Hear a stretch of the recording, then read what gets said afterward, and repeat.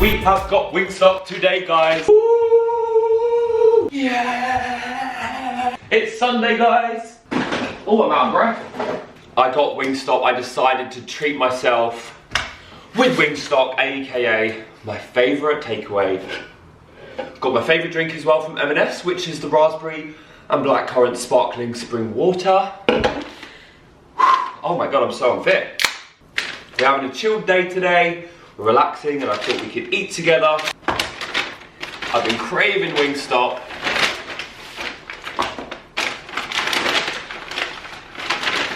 So, let's see what we got. Oh, okay, so in here we have the hickory smoked barbecue and Louisiana rub for the boneless. Oh. With the blue cheese, this is the best sundae ever.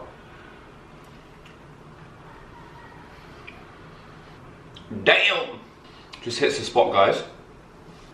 I went for the spicy Korean tenders. Holy smokes. Mmm. Yum! We have the garlic parmesan and lemon pepper. Oh my goodness. Are you seeing this, guys? If you can't treat yourself on a Sunday, when can you? So I thought I would do a lovely Q&A today. How do I make friends when I'm 23 years old and have a soul of an 86-year-old grandmother? When you do a lot of solo things, you have to just deal with being a little bit uncomfortable when you're speaking to new people. Like, I feel like I've made so many new friends this year based on like my love for horror movies, for example. So I've been going to a lot more horror movie screenings, obviously, on my own. And I've been following a lot more people who also love horror movies. And I think, obviously, friendships are based around like interests and like what you love and stuff. I think it's so important to just maybe like sometimes put yourself out there, join, like do like a Pilates or yoga group in your own, or you know, like a painting after class or something like that. Maybe sit down and think about all the things that you love and see if there's any local groups near you that you can go to. Just know that the like-minded people at these activity classes, they may be feeling like the same thing, so don't be afraid to like make the first step being like, hi, how are you? I'm Mark, God, I love pottery. And you never know if you'll see them again. You can go out for drinks, or I don't know. It's exciting. I think just be excited about it rather than nervous.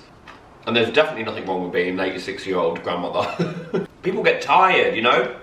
Sometimes, even for me, who's such a social person, I said the other day, like, sometimes I'm knackered after socializing for a long time. But yeah, best of luck, my darling. I'm always here for you. God, these tenders are huge. Spicy Korean with the blue cheese will ruin my stomach.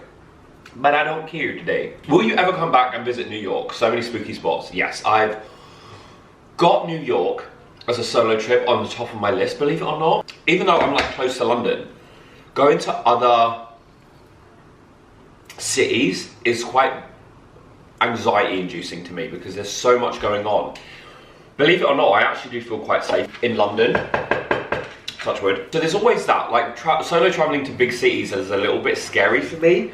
After everything I've done, I know that's what scares me a little bit. But I'd love to stay in Greenwich, where the Sex and the City house is, because that area where me, Zoe, Alfie, Poppy, Sean and Joe stayed for Zoe's birthday years ago, it was the most gorgeous 90s autumn cozy fire flame emoji vibe ever. When Harry Met Sally vibe, and I just remember like the trees and the like, it was like winter sun or something. I can't remember when we went. Oh, March. 3 things you would tell your 20-year-old self.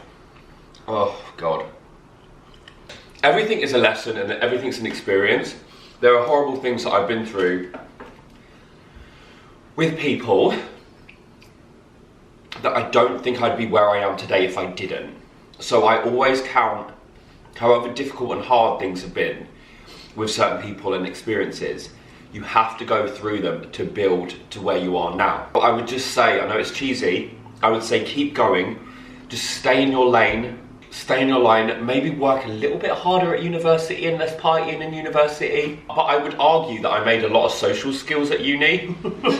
Things that I learned socially at uni. I promise I didn't skip any classes, but I didn't knuckle down as much as I did because I was very like practical, like creatively making films. I didn't want to do like the written side of it. And unfortunately there was like 60% more writing involved in my course, and that was difficult for me. So I just struggle with that side, whereas I want to be out filming, making films and all that sort of stuff. But when we got the chance to do that, I absolutely loved it. But oh my god, the first couple of weeks, I came home on my first week because I was so homesick, I was so alien, I didn't feel like I could talk to anyone straight away, didn't have that much confidence, didn't know who I was, still conflicted with my sexuality, even though I knew who I was sexuality wise. Someone commented on my TikTok saying, Mark, I love you, but the closet is made out of glass. And I was like, do you not know that I'm a massive gay? I mean, great, I love that for you not assuming, but I thought it was fucking obvious. Gay. I wouldn't say stay away from someone, because like I said, because I needed to go through that, and I will never let it happen to me again. I just wish I knew myself better at 20. Like, I felt so detached from myself at 20. Whereas when I'm on my own now, I know who I am. I know I'm a nutbag. I know I'm like this and that. But I really just embrace myself now. I don't try to be anyone else. But maybe back at uni, I don't know. Did I try to fit in a little bit more than I would have done these days? I don't try to fit in now. Pick me. But you know what I mean. I don't know. But it's young. 20's young. What is the first horror film that probably spooked you out that you can remember? Chitty Chitty Bang Bang. I remember hiding in between the sofas when the child catcher would come on. He is definitely the most horror defining character of anyone who's watched Chitty Chitty Bang Bang. But the first horror movie I watched, I think it was Poltergeist, and I remember seeing this scary woman like walking up the stairs, and I never forget her face. Non-negotiables in a partner. Put me camera batteries flashing. Non-negotiables in a partner. I truly believe to never go to sleep on a row or disagreement or an argument or anything like that. If I'm being annoying, tell me. Communication needs to be clear. It's so important. I think my insecurities of being like given the cold shoulder or like the silent treatment is genuinely the worst thing that I could get. I think, yeah, communication and boundaries and knowing like and appreciating if we need our separate quiet time. Well, like I said the other day, who's beeping like that on a Sunday? There's someone who can really respect my brain and how I do things and the quiet alone time that I really crave these days. Where years ago I would probably be really like, oh my god, I want to see you every day, which I still would want to see someone every day, but not like constantly. My recharge time is so important to me and I love it.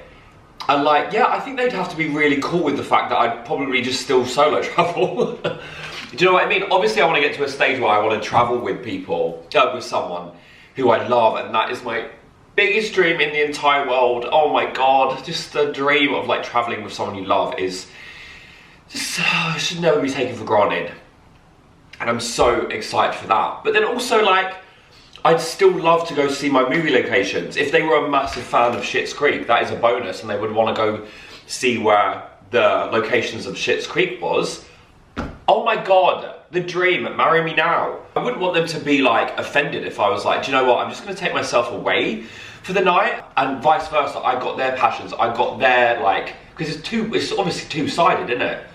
So I'd obviously understand what they need and their space, and obviously it's so important communication, boundaries. You've got to have like a passion that you're in love with, that I can literally sit and listen to you yap on for hours. Like, you will probably have to sit and listen to me yap on. You've got to love dogs. You've got to love dogs, guys. Having your own passion, career. I've dealt with a lot of users recently, and I think some people pull the wool over my eyes. I think the saddest thing is when you realise that someone is trying to get stuff out of you for their own personal gain. They make you think certain things and then they're just not there. So yeah, please have your own career and please don't use me. Because I've got a very tender heart. I admire your independence. Oh, thank you, Ashley. It took a long journey. How do you find comfort with yourself and do not get lonely? It's a bit delusional. Fake it till you make it.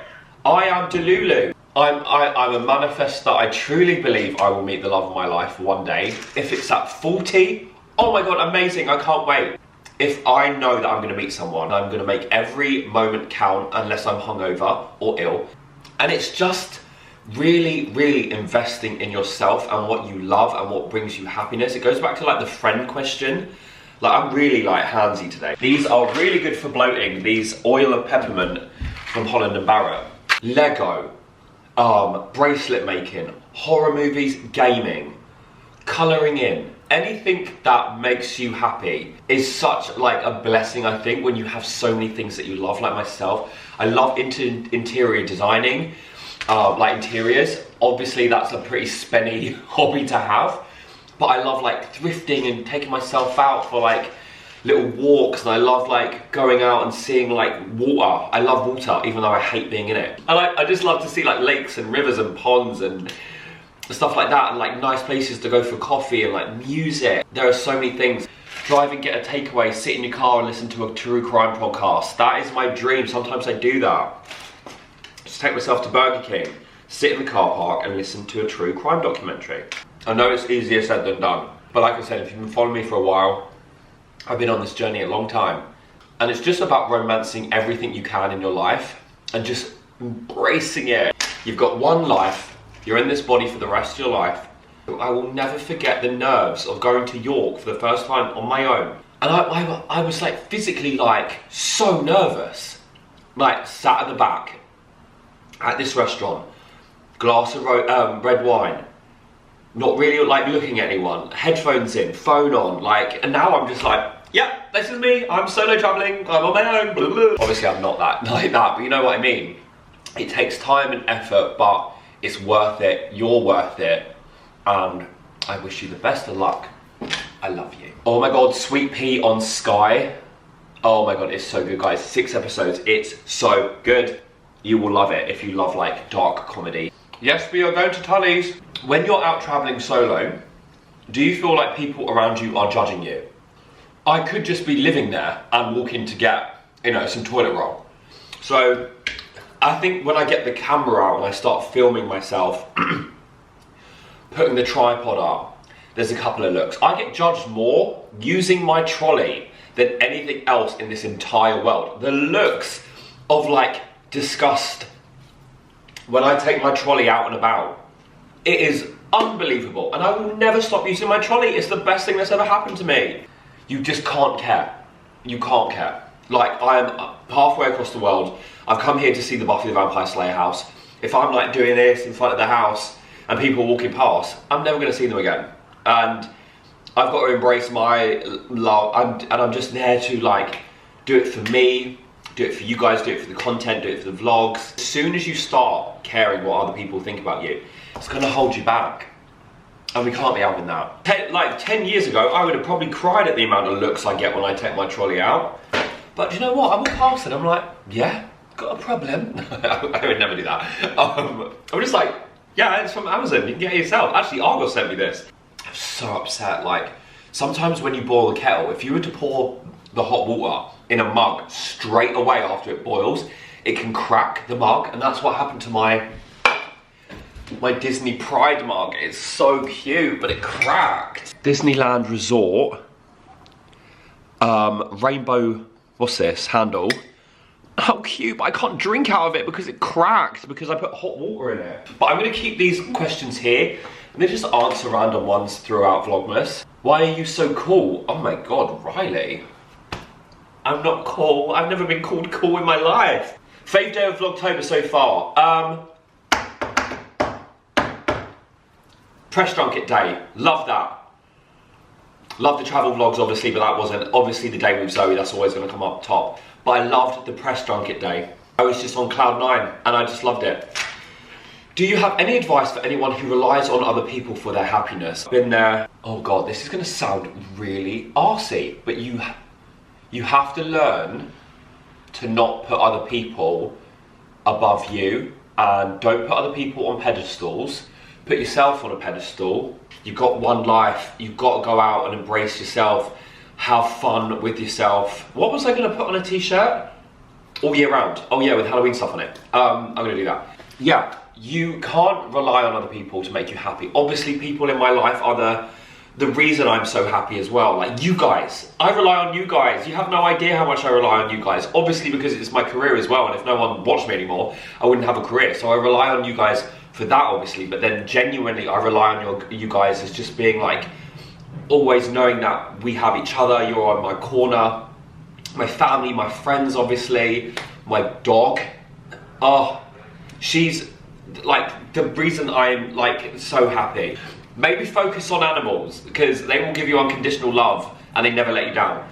I rely on so many people like for happiness, but then I obviously have to find it in myself, which I think I'm doing. Very enthusiastic today, but I think when people start to understand that they deserve the world, they deserve all the happiness. But yeah, it's a double-edged answer because you obviously want to rely on other people for happiness, but you can't expect it. You've just got yourself. You can obviously have the best time with people around you, but just don't forget about yourself. There's nothing wrong with being selfish sometimes. That word, I hate that word, but sometimes putting yourself first is really good and amazing. I hope you are happy and you're not relying too much on other people because I'm sure you're an amazing person all by yourself. Oh my God. I will see you tomorrow. I love you so much. Take care. Mwah.